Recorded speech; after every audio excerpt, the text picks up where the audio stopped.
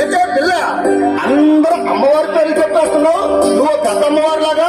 అవునురా చాలాని, నేను పెద్దమ్మవారినే, నీకు అమ్మలాంటి దాని. నేను స్నానానికి వెళ్ళాలి, నీవు వేటకు వెళ్ళరా? నీకు కావలసినన్ని చేపలు దొరుకుతాయి.